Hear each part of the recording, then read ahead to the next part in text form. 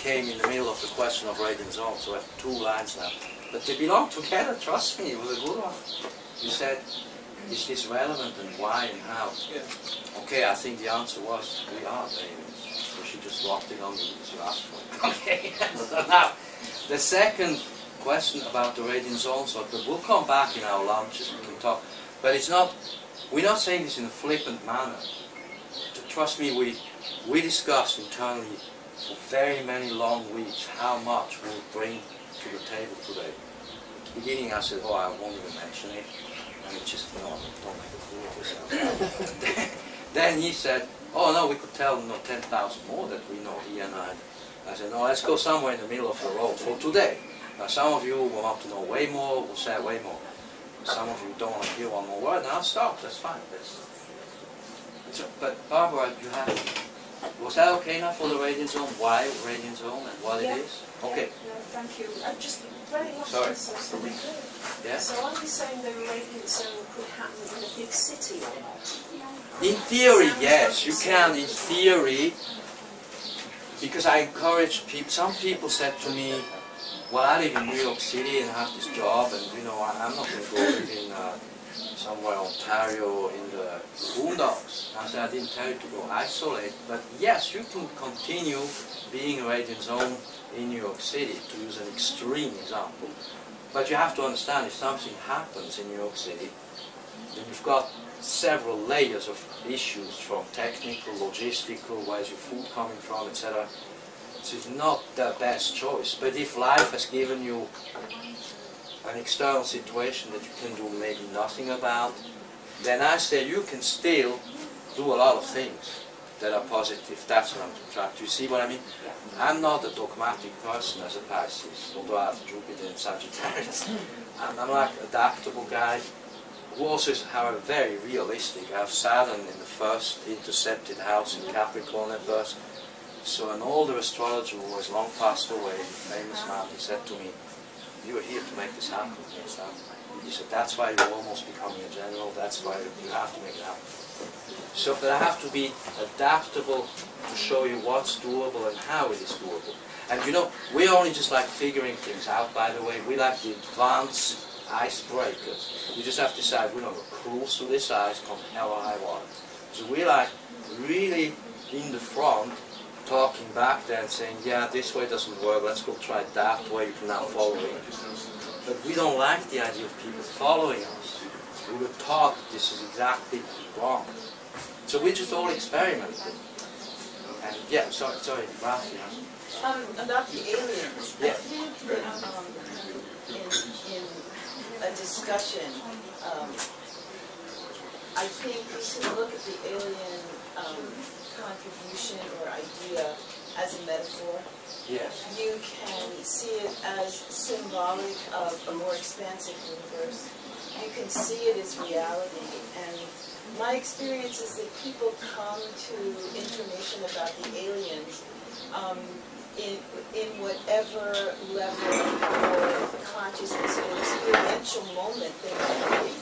So the alien idea becomes a way of expanding out to include, symbolically I think, realities that we are unaware of, but that we sense have an effect and a power in this reality, in the third dimensional reality. You understand that? So I think that's one of the reasons it's important to include it. And then I think from a sort of crazy wisdom Buddhist point of view, when you include the aliens, you blow the mind. And if you're going to make growth really occur, you have to break the existing paradigm. You have to say, okay, maybe the space brothers are among us. And just the willingness to open the mind in that way then can create a different discussion about maybe what we're doing. This is here for the planet, not so much for us. And she's saying it's because people really destroy everything. You know, from the very high level, like Fukushima and Pacific and stuff, you are. But you can apply it, and it's good. But I mean, he's saying, in application to your question, he says, and she told me this blunt, right? We are it. So if you switch it over, it's not them or us. that's the issue. You see, this is almost quantum physics. That's the problem. If you think we or that it's not how it is. We all, we are here. Sorry, but wait, did that answer it better now? Yeah. I like your answer that. Thank you.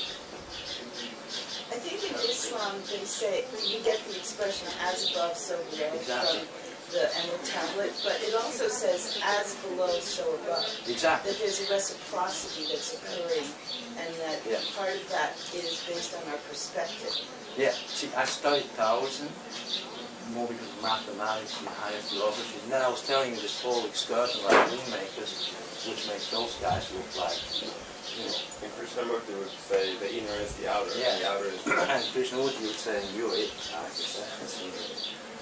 Okay, knitting. Just observation. Is the Mother Nature, is this planet, it is so weak that we as aliens can destroy it. Nature has its own balancing act. Yes. So when we disturb the nature, nature balances out itself by earthquakes, tsunamis, floods. Knocking down the population, basically. Sorry? Knocking down the population. Yes, yeah, exactly. Exactly. So are you asking, can we really destroy the earth? Yeah. Can we really destroy the body, or does the soul continue its consciousness beyond it? Yeah. No, I say we continue beyond this anyway. We are eternal as we are. I mean, I know more or less where I came from. I have a faint clue where I'm going. You know, we're one thing, one long thread. And yes, it's right. We cannot. If it came to that, I think I wrote it in a little booklet. If it came to a confrontation like in a chess match, Earth against its inhabitants, it's clear the Earth wins. But still, okay, we're talking about the here and now, right? They're going to say, you know, it's the now. So I'm saying, okay, let's call the now the next 5 or 10 years. That's a realistic now. And in this realistic now, you know, we know that we have external, practical, real issues due to what I said the main threat is Earth changes or situations due to what happens to the Earth, to the water, to the air, to the chemicals around, to everything. And so I said, at least we should be aware of it, and we should be aware it could get a lot worse, a lot faster. And that's not inscribed in the astrology. It's very hard to judge this by astrology. Sure, when there is Uranus, Pluto, Saturn contacts, we can point to a more frequent activity of earthquakes, etc. But as I had explained in my little booklet, nobody's in control of anything. We're not in control. But because we know that, we're saying to ourselves, you know, let's do what we can about ourselves in relationship and in partnership with this earth, this planet, the animals, the villages around us, and the humans. So, okay, that's why the discussion raised its own. Yeah. Yeah. You're saying in your book here, Marie, I decided it has to be called Radiant Souls. Radiant Souls, it's a personal solution for people, not for the world. Yes. And I think that's another explanation for at least not, it's not solving the world problem, but exactly what you said. Yes. It's inside. You see, at first I'm with Pisces, right? So I'm going to save the world. Soon enough, he said to me, do you know what? He doesn't want to be saved, not up to you. So I said, we're not going to suggest a solution for the world. That's like a bit, you know, be a bit ambitious. How about we suggest just for ourselves? So I said it's a personal solution and also a choice. We don't have to do it. So did you say you didn't think there'd be a nuclear war or there wouldn't be a nuclear bomb? No, I said that I know there will not be such things. I do not see. You don't think Iran No. and Israel and the Western world, you don't think there's going to be a nuclear result there? There could be small, how should I say this? Skirmish? Yeah, I'm looking for a word, I forgot. Anyway, do you know when they did all the stuff in Iraq, they do use nuclear, but just in a very reduced form. I mean, are they going to make it into a destructive force and No. take away human life with the I don't see that shot? going. You don't see that? No, because I know that other forces would intervene. I wouldn't want to speculate how. Yeah, sure, maybe there may be a country that doesn't exist and is glossed over. It happened before in Sumeria. It's always there in that geography that the problem is, by the way. But I know that there are a lot of global analysts studying the Russians. The Chinese I can only see in translations. The Russians are more direct. The Westerners. There's Dr. Paul Craig Roberts, who I respect very much. What? Dr. Paul Craig Roberts. He was the former Assistant Secretary of Treasury under Reagan. He basically he is Reaganomics. And he is a remarkable man. He knows a lot of things. And he does a good analysis of this world today. And he says if this crap continues, there's going to be a nuclear war. And I disagree with him because I think the Russian-Chinese-Indian alliance knows this is not something that we can even entertain. And I know that at another level, there are agreements being reached on a global military scale, because I do know, where's our expert? I do know for sure that there is cooperation going on at the highest military levels between certain countries. At some level, I don't mean this high or low, but I mean at some, non-disclosed or compartmentalized level. It's not just because I'm an optimist. I studied the question, and it worried me when I see Craig Roberts saying, in all seriously, we're headed for nuclear war. And I'm just saying no. But I would say it's a very linear extrapolation. Yes. If things continue in this direction, then X, Y, and Z. Yes. But it's not a linear projection. Yes. It's a dynamic. I know that we're going to solve the issue at a, mainly speaking, economic, sociological level. First economic, hopefully fast, and then sociological takes maybe a generation, which is another reason why things may take a little while. For instance, you can't take Russia from the situation they were in '89 and turn them overnight. I mean, that's just, it's not realistic. You have to educate first 1 or 2 or 3 generations of new minds. So now he's on his way to bring about another culture, another kind of society, and they're not even halfway there yet. But I see the solution to these issues more at a teaching, internal and sociological and practically economical level. So this is why I'm saying I don't see that happening. Yes, there are certain forces who would like to cause this kind of trouble. Yes, they're around us. They are referred to with many names. I don't need to mention these names, but they are non-human in nature, and they are those who gave them the nuclear power. Nuclear power is not the smartest power there is. You know this. You can do power up this planet with energies that are totally non-invasive, and never need another drop of oil or nuclear or any of that. And this could have been around in the 1940s. America was given a choice in 1941 by 2 groups. They said, look, now this way, and we want that from you. And that's what they did. All the others said, well, you can have it that way, but we're going to have to do a job, keep this planet clean. So there was another force who gave the American shadow government a chance for way more advanced usage of totally different kind of energy and technology, under the condition that certain other things had to be dealt with in a different way. And somehow the choice had been made for the more invasive technologies and more invasive minds. That's just, these are things we have researched, and I'm not alone in this. I'm just summing them up in as diplomatic a language I can, so not to be offensive to anyone. It's not a fault of the Americans or the Russians. When I refer to these nationalities, I don't mean that anyone who lives there or is from there should feel personally, just let's say there are groups of people, which of course come from groups of other races, and everything interacts with everything. You have very good forces acting together with doctors, scientists, government people, normal human beings, anybody, and you have other groups who are more, let's say, invasive, maybe more destructive, who also interact at all levels. So the interactions are totally multidimensional. So-called good or so-called bad. It's not black or white. It's all spectrums of colors, and these cooperations and dialogues, they go on literally everywhere with everyone. It's not just between governments and other technological sciences and species. It's also, you know, I know teachers who tell me as clients I was transmitted this kind of material. I know scientists who prefer to work, and you know, those are mainly Buddhists, by the way, and they're really good people, and they would like to work on new science and new physics, and they don't dare to say, well, if you, for instance, as a venture capitalist, try to help a new technology to come off the ground, I don't know, all of a sudden you're visited by somebody who says, no, you're not going to do this. So do you understand? It's very multi-layered, and we could tell you like hundreds of stories that we know about.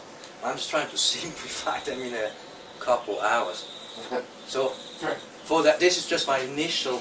I'm just throwing you the ball now to begin with, and then we have 2 days to talk. Can I make a comment? Yes. For me, the term radiant zone really, as you said, is an inside phenomenon, or a choice, or a state of being, or whatever. Yes. And because there's all this crap going on, and as you said, we can just observe it and make a strategic decision of, okay, what can I do that is meaningful in my own life and to myself, and change my sort of outlook or perspective. And when you do that, that's when the action without thought comes in. When you take that full responsibility of your own sovereignty, right? But then you become the sovereign when you take full responsibility. And and I see that as that's the crack going on in the outside world, because everything, the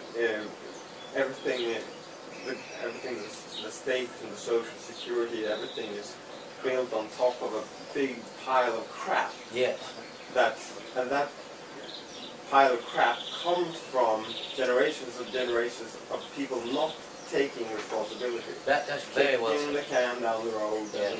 So when we take full responsibility and sidestep, live parallel to the system, or outside if you want, then we're sovereign. And when we do that, we become radiant, as Gandhi would say. Then we are the change. We are the change we want to see in the world, right? And we can, I mean, become politicians and blah blah blah, but then we just add to the pile of crap. That's what I had to figure out, that I couldn't do it in the system. I was offered to go into very sort of so-called high-ranking stuff, and I had a teacher, another teacher, and he just said, no, you can't solve it from inside. I was taught this at age 18, 19, that you cannot from inside, but you gotta have another approach. And then I'm saying something very, very important still to sum this up for the radiant zone question. That's for Barbara. I have a friend of mine, she's a client, an astrologer lady, let's say in North America somewhere, very advanced, has studied all the Vedic scriptures, she's an expert at a lot of stuff. And she said to me, hey, you St.Clair, aren't you like suggesting that we become non-cooperative with society or stuff? I said, no, you don't understand. It's by being radiant zones and sovereign being outside the system that we actually become useful to society. And she said, I've got to think about that. You can't be useful to society very much while inside the system. Sure, you can be a great medical doctor, you can be a great university professor to some degree, but even those are forced to do certain things by the book. And the book, by the way, is a program given. I explained this in my book. Sorry, go ahead. I was just going to say, I don't really quite understand what you mean by out of the system, because obviously in terms of what I would look at being the system. You are already out of the system the way you are. But I have cars, bank accounts, things like that. That's the system, isn't it? So that's why I'm thinking you're thinking of the system slightly differently than me, and I was just interested to see what you're referring to by the system. That's a very good question. Did you hear that? It's about how far inside or outside of the system, to sum it up. Yeah, you need bank accounts, you need a car needs license plates, I know, the whole drill. And it's not easy. And I said right at the beginning, I said, I'm not one of those guys, don't ever mistake that, I'm against that, to say, hey, survivalists, go up in that hill and isolate, then you're out to sleep, you're done. So then you're useless to this world and to the people and to everybody.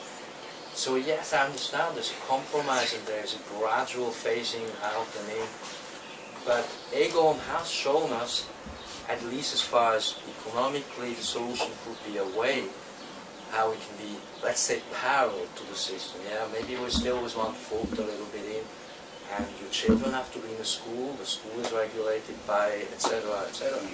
Now you can try to homeschool your children, which, for instance, in Germany is verboten, and in Sweden. And he can tell you about the Swedish society that's actually modeled on the former East German Republic. I mean, I'm learning every day things that I'm doing once again. And you know, and so, but the question is amazing. Can you hear me there? Jamie asked, you know, how much inside, outside the system is okay, because he needs a bank account, he has children in school, he has to have a car, the car has to have license plate, insurance, so... Well, that's why we're talking, you see. Yes. That's why we're here today. We're just emanating this energy. Because it's not like Mickey Mouse world, you know, we're not conspiracy and like all this financial conspiracy and the world is going to end. No. Just it's down to our simple. Yes. Just the simplest stuff, most practical stuff. How do we survive? How do you? And you know what, you know the answer, and this is the beauty, and I've been working with Krishnamurti, but I also study with the Tibetans and the Buddhism, and I work with all that. And they all say it, but they don't say it the way I'm going to say it. That's our answer. Everyone here, that's your answer. You. That was, you know, each person's an individual, each person has, you all have skills. You've got, that's the skills. But there's a switch missing. There's something switched off. We've got the skills, but we've got something inside ourselves beyond the skills. And you know, it's with Buddhism, you know, that's, and we have to bring them together. And we don't have any kind of conspiracy answer. It has to be like, just as simple as that. But it has to be this, the heart, and because you know what the heart does? The heart gives the mind intelligence. That's well said. The heart gives the mind intelligence. May I comment on yes, that? yes, please. Because you see, your question is really very practical, and Johnny and I spent 8 years discussing it. But to me, you already said it in the little video for the cameras, we're talking about the new mind knowledge. Yes. What you said was basically that the outside world is going to dim down, and the new mind is going to turn on. Yes. So there's a gradual shift. And we can talk about the economics and the external stuff, and it will be very obvious that the shit is going to hit the fan and it's going to crash. But it's not going to be like that. So when you're aware of that, then it's all about strategy or your own personal life. How do I phase out slowly while still interacting? And by the way, gaining from it and saving your family and your friends and building the radiant zone. Because we're going to need a lot of gold to get this show on the Yes, and you know, that's right, we need to load up there. And that's practical. We're very practical guys, by the way. You know our backgrounds, right? We came from the real world. It's just that at some point we started asking larger questions. It got us a bit into an internal conflict. But your life, and your family, and your situation that we're going to visit tonight, by the way, and that's very nice that you're inviting us, that is already very far advanced into that other future. And he did it before he knew me. I mean, we met in the grocery store, and he said, hey, come for a drink. And I said, wow. Somebody gets it. You know, he hadn't even read a word that I read. No, I agree with that. But we are privileged, all of us sitting here, because we can have the dream. And this group is actually a dreaming group, if you want. This is what in a positive way. Yeah. But as you say, there are two sides of this getting out of the system. One is the practical side, which is simple, very simple. I will talk about some of that. And each one decides for himself, move to Spain, move somewhere. But I think Michael is absolutely right. You must leave the system. Because we're all part of the system, and this interrelationship between people. It's so important to create your own groups, whether that's family, friends, or whatever it is, because without interacting with people, life is no fun. You know, we can all go sit on an island and wait for the world to collapse, and it never happens. And in the meantime, we have a pretty boring life. So a lot of it is, first of all, there's a practical side, and then you have this, which is mainly in your mind, as everybody's saying, which I totally agree with. You get outside the system, inside your head first. That's right. That's well said. You get outside the system, inside your mind. That is the most important thing, and then, as I said, you take some practical measures that suits your particular needs. Everybody hasn't got money to buy gold, for example. We have a lot of people writing to us saying, you know, what do I do? I can't afford to buy gold, or what I buy is not going to make any difference to me. So then you come back to your mind. You know, you create the group. But having close family or friends is more worth than any gold in the world. And people have lived in war zones all their lives and had a normal life within the war zone, because you get used to the outer circumstances. So you know, that's why everyone has to create the situation that is within his reach. And some of us here are privileged, so it's very different for us. And of course, that's why also you're going to help others who are not in that situation. Sure. Thank you. Thank you. He will speak in the afternoon. He will do a presentation about economics, and I was very surprised to see the other ego. We knew the ego who teaches the facts and figures of everything about the economy, gold, what's going on, etc. And then all of a sudden, that was just a week or two ago, I see you speaking to Greg Hunter, and Greg Hunter, you know, the stressful guy, and you say, oh, you can only do so much, and when it's done, then enjoy life, right? And I thought, wow, this is Egon saying that. So, yeah, question? Do you have a question? I was just going to go back to the free energy thing. Yes, please. Well, let's rephrase that. Energy is never free. That's right. It's just energy from a vacuum.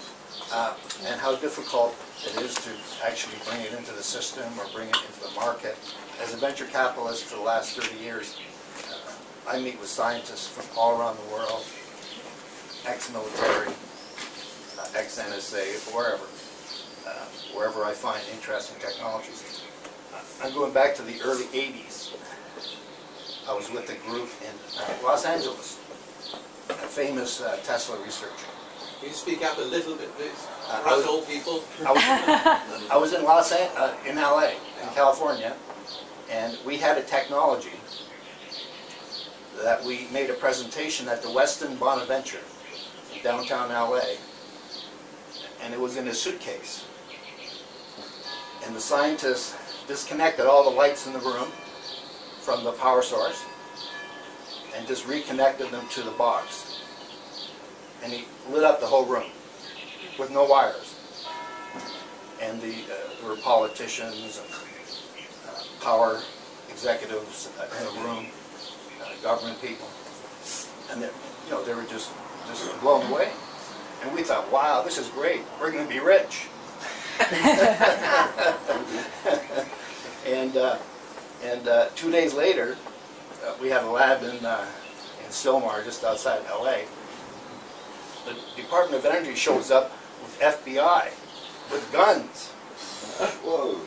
And they took all of our prototypes, all of our work, all of our microscopes, and said, we don't want to ever hear from you guys again. Wow. So you understand? That's what they do. Yeah. We didn't get rich. Do you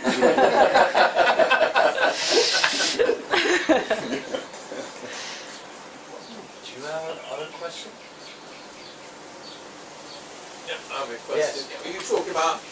You talked earlier about change and starting now. Yes. Are you talking what type of changes? Short term, longer term? Are you talking up to 100? Or we discussed that idea. And what actually? How does it materialize itself? This change? Yes. Okay, so that's funny. But I'm aware of it from an economic point of view, but I'd like to get your... Yes, you mean what types of subjects or items of change, or what kinds of change? How will we perceive it, except for within our own mind? How will we perceive it? Oh, how I can paint a scenario economically and all yeah, that. Yeah. Well, first of all, I can easily see you actually making 100. So when you look now, that's there's a guy who survived the earthquake in Nepal. He's 102, while everybody else younger around him dies, and this is, I believe, his second or third earthquake that he survived. But anyway, the changes. Okay, so that we talked about the outside earth changes, just these situations which just can destroy the infrastructure. We've also got a potential of I'm describing that external scenarios of solar flares and stuff of that nature, which could be causing trouble to the existing technological structure that we have. And you're asking me now how we recognize the change, or in what direction do you mean the question to go? Yes, I understand. I mean, I can see socially and economically. Yeah. Oh, okay, cool. I understand the question. Well, socially it's clear, economically it's clear, you're the expert. Politically, I say it's a checkered board like a Go game, more so than a chess game. It's very multidimensional, and we cannot really predict it. And I can explain that better, why we cannot predict. Because already we've seen situations that should have gone a certain way if they had gone along the lines as some had planned them to go. And oddly enough, these situations run into a wall here and an obstacle there, and then all of a sudden something totally different other happens. So it's hard to say how this will look like in political context.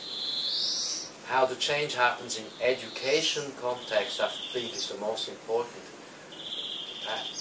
I feel that what has to happen is that what we said, the new mind has to be like switched on, but it's not going to be like a light switch that clicks and then overnight it's there. Although it could be, what she said about that connection and all, internal, external, that could be actually overnight.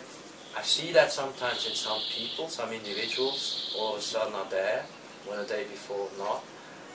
But it's possible to create other kinds of schools. That is where I see how the change would begin. Krishnamurti had done this, and they're still doing school. And I see that people who have been at some of those schools come into the world, the society, with a totally different understanding of everything. But I see that this change will require more of a numerical awareness. Krishnamurti had suggested that even if there were only 4 or 5 around who were super aware, advanced, whatever way you want to say it, that they could actually, with their mind, change the stream of events, which is to some degree true and very interesting, but realistically, we may need another newer generation coming up. That's why I'm pointing at 2045, because Uranus, Virgo, Pluto, Pisces involves these themes of education, higher education, new mind, and new technologies put together. And so it's a process of change. It's not something that's going to happen next week, although it does to some degree. In some places we see rapid progress of a micro mass consciousness, whereas in other places, I don't want to point to names or geographies, but in other places they still live like, say, 1,000 years ago. Women have no rights, they're not allowed to drive and stuff like that. You know what I mean? So how do you change that? You invade them and say, okay, we're going to give you new laws. There's a possibility. And that situation isn't progressing in the way that I'm sure we'd all like it to. It's getting it's progressing in a negative. That's the thing. See, in certain areas it's actually devolving, while though in other areas it's evolving. But I don't know if I've in any way answered your question. I don't know. Yeah, well, I'm sure it's not easy to answer, but as I said, I have my scenario, which I maybe haven't got the ability to put the same timing on as you have from an astrological point of view. I mean, but are you, for example, looking at I know 2021 from a global point of view might be important, but for the world and the world economy, are you looking at a decline until 2045, or is that what you say? No. Okay. Now I understand your question. I'm sure that from 2021 onwards, the economical situation will improve to some degree, up to about 2035, 40. I see good things happening for many reasons, because the economy, I see, for me anyway, in my knowing, I don't know everything, but I know a bunch of it, is connected to technology and education. And I see that we're going to have from 2022 to actually the whole point. And I will talk a little bit in my presentation about this, or in my talk. The fact that in the last 100 years it's been an exceptional period, and every single chart or graph you look at is pointing straight up, whether it's inflation, credit growth, world population, etc. So anything that goes in exponentially up in a spike, and this is unusual, you've got sideways move for hundreds of years and then you go straight up in all of these indicators I mentioned. That is telling you, from my point of view, and you have a slightly different explanation, maybe that is the end of an era. You don't know where it's going to end and how far the exponential curve is going to go, but you know that something that goes straight up never finishes up there and goes sideways for a while and continues up, especially when you talk about big things like what we talk for the whole world. So at some, in my view, all of those things will come down dramatically, whether they come down in Fibonacci numbers or whatever it is, you know, 38%, 62% or whatever. But, you know, if the world population, as you mentioned, goes from 1 billion to 7 billion in 100 years, I mean, that is just unbelievable. And you know that that's not going to continue. And these forecasts to, I think you mentioned 20 billion or whatever, I don't believe in that either. Something will happen, whether you call it an asteroid or whether it'll be just disease or war or economic collapse or whatever it is. Throughout history, there have been events that have reduced the world population dramatically.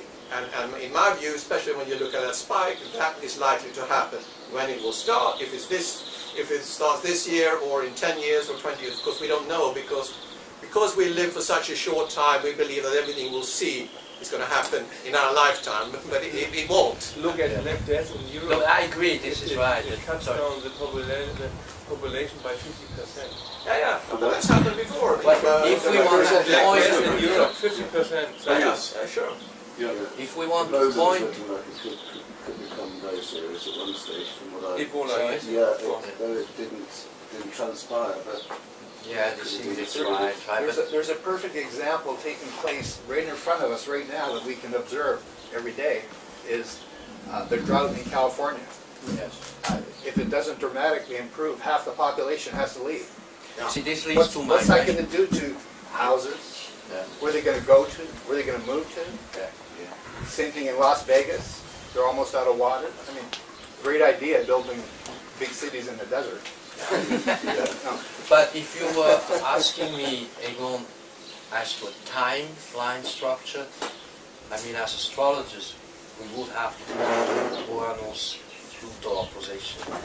That would be clearly, visibly a dramatic point. I do see, though, still potential other scenarios, because we're saying, some of us are saying, and some of us agree exactly with what you just said, that we then still are saying that there are alternative, other strands of futures possible. But for the toll of the planet, I would have to simply, honestly say, I don't know. And that's okay, you know. Yeah. I don't know, but 2045, 46, that time, does look potentially, you know, strange. It looks then better again after 2048. In between 2025 and 29, I say we have a pretty good run. We have a good-looking astrology, very empowering, positive technology, etc., and economy linked and education. But I have also been told that it's possible, I mean, asteroid notwithstanding, potentially possible also that we could say we're still able to function even if we're 10 billion in, say, 50 years, but only under the condition that we would have solved the economical, educational, ecological, technological mess with it. These things could be turned, in theory, then we could function even at higher numbers. But I've heard the other scenarios too, and the astrology would say 2045 something unexpected could intervene that would change the entire game board. Yeah. You know, that's fair, but I don't know. I've looked at it from every which angle. I've heard all sources, all reports. What do you think, Johnny? I know that you and I have been for 8 years kicking around. The potentiality is definitely there of a huge calamity in all kinds of areas. And this, to me, again, goes back to the responsibility and the sovereignty, because we can only do so much in our shortened time span. So in a sense, we're all carrying the ring to Mordor, so to speak. That is our mission. And it's going to be a tough ride through Mordor, you know? But in the end, there is a potentiality to reignite Hobbiton, you know? That is our job. But can we do it all at once on a world stage? No, because there are other forces at play, you know? But we can do it with our own friends, with our own families, take responsibility actively and begin with ourselves from inside. Yeah. And then radiate outwards, and then perhaps some will follow, you know? So I look at it very positively, but it's still going to be a tough ride through Mordor. That's Johnny's and I personal, because we work together a lot by just tossing around ideas since 2008. He and I have been exposed to some pretty bizarre stuff due to the work I did on the internet, and we have to sift through a lot of garbage in our mind. But what you just said is how we look at it. We are very positive, confident, better words than optimistic. But yes, the walk to Mordor is going to be challenging, you know? But that's, I guess, why we're here. I don't know what else we're going to do. We're constructive with help. And that help has to begin in ourselves. Who is among ourselves? Where else? But Ralph, you had a question. Yeah, how do you see the Saturn-Pluto conjunction in 2020 as part of that overall pattern? Yes. Okay, the question is, in 2020, 21, it's actually early 2020, in January, there's a very short period, it's not a long-lasting one, where the planet Saturn, the ringed one, comes through Capricorn, the sign it rules, and in line of Pluto. And then also Jupiter, by the way, inside of Saturn, actually 3 lining up. And there are astrologers who could interpret it as something like really gloomy, and other astrologers who are going to say, no, actually this is just the test, this is like the final exam for mankind, or at least in this generation. A Saturn-Pluto conjunction is not something very, very rare, but with Jupiter together and at the end of Capricorn and moving into Aquarius, and with everything else around, it becomes kind of unusual, but it is short in duration, and therefore it does not have the same impact timeline as the opposition of Uranus and Pluto in 2045. Plus, an Uranus-Pluto contact, either way, is a totally different story from a Saturn-Pluto contact. What it means, I believe, is it's going to be obviously the ending of a system, because Saturn rules inherently also systems. It's also the co-ruler of Aquarius, and it is an ending of an economical phase, but at the same time the ending is in the beginning of something.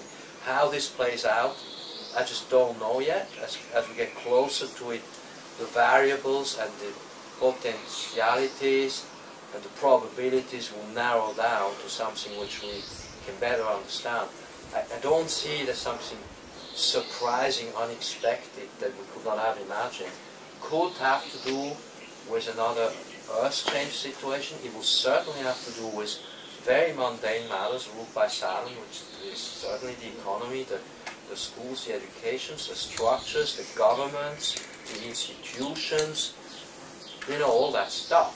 So how it's going to pan out, that's hard even at 5 years, which is close. I consider 5 years very close in time. But I don't see it in a dramatic negative way, and it's a short period of time relatively, and then followed by a very optimistic, I believe, new beginning, because Saturn in Aquarius and Jupiter in Aquarius will immediately set a whole new tone and tonality. Does that answer the question somewhat? Yeah, sometimes I think when an aspect is short in duration, it has a more dramatic effect. Yes, but it's an inside aspect. Yeah, no, I agree, but it's inside in the sense of the planet inside, according to Mr. Merriman's observation, is the one that overrules the outside one. Is that correct? In a conjunction? In a conjunction. And then when in an opposition, it's the outside planet who has more say. But I mean, I find it interesting. You say the shorter the duration, the more impact? Sometimes I think that's true. If you look at the concentrated energy of it. So if we are currently, in the present time, in the wake of Uranus-Pluto changes, and then we look at the 60s, the conjunction, and we see that a lot was stirred up, and then we did go into a certain stagnation, then now all those issues have come to the surface again in the square. So, and we've had a lot of these squares. We had 7 of them. Yeah. So there was a lot of time for everything to come to the surface.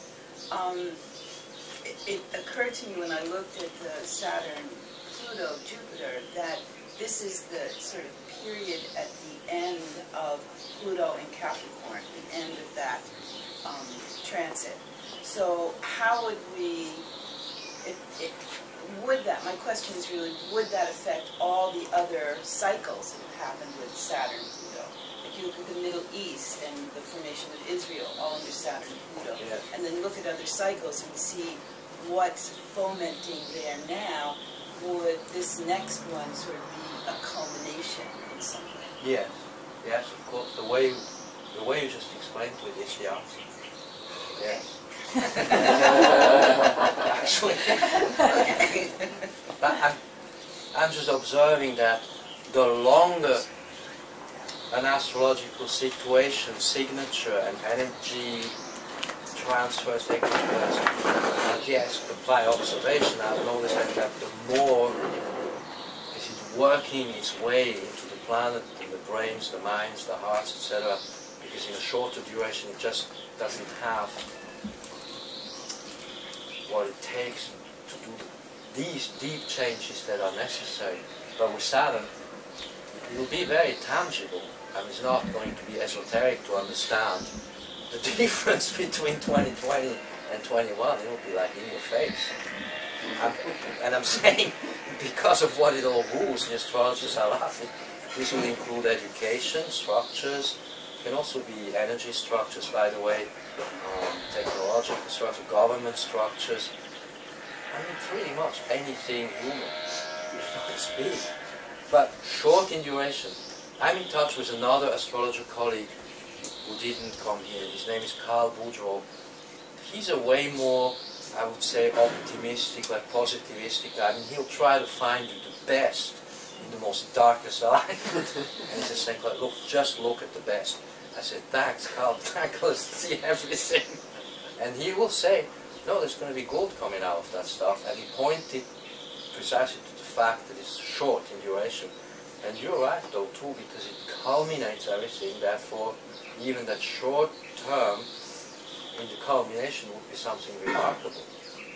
But I don't see it as a problem. However, when we began looking at all of these things, which was about 15, 20 years ago, and then Johnny, about 8 years ago, came into the picture, and we rediscussed and rediscussed it. I mean, she knows over there. We are very, self-critical. We do something 1 year, we say, okay, this is it, this is our knowing today, we can share this. And 5 years later, we look at it again, with what happened, we say, no, now we need to, it's different, we share it again. So we're very, of course, aware that we're evolving also with our knowing. I'm still saying, though, that I know that 21 onwards is going to look better. I'm certain about this. Yeah, but going back to the idea of the spike, yes, is it going to look better because we hit the bottom and we get to start over again? Yeah. Well, this is the story of this planet that we're always starting over again. And I don't see the point. We could also figure out the way to, start over, but based on the good stuff we have and then evolve. That, in that sense, I'm kind of like you said. Saying that does not mean it has to be again this way. But that's just me, yes. I was thinking the analogy of what you're saying in terms, we're discussing magnitude perhaps versus rate of change. So it's like the Doppler effect. If you're in a train station, you have a train coming in and it's honking its horn, and you hear the sound, and then the pitch changes when it goes past you, the Doppler effect. Well, the faster that train's moving, the more pronounced. You go, wow, that's I can really pick up the change. So perhaps, maybe not in terms of magnitude change, but the acceleration it's much more noticeable because it didn't take that long period of time to accomplish so much, but it was rapid. Yes. Maybe triggers. Maybe that's Jupiter's role. That's what I was going to add to that. Jupiter would be the trigger. The internal planet effect could also be, you have to look again at the ephemeris. The closer to us it is, the bigger the trigger in the moment, just so you understand. We're comparing timings like planets, and there will come a moment we believe, we trust to know that it is somewhere around January 2020 up to about February 21. That during that year, in January and then again in December and January, will be two moments which will be like kind of an opening and closing of a tunnel passage. I like your Doppler effect analogy, where something quite massive is going to be just clear as day in front of us, and we'll see. There's a point there too where Mars is going to join it. Yes, Mars will come. Mars will join it too. Mars, Jupiter, Saturn, and Pluto. Yes. So it's going to be a mega alignment at one point. I have to look up when that is. Yes, go ahead. No. Okay. We're just saying the big party when you mentioned Mars joining everybody else. Big party, yes. The board meeting in Capricorn. Board meeting. Okay, what time is it now? It's 1:30. Oh, it's time for lunch. Right. But we can continue during lunch.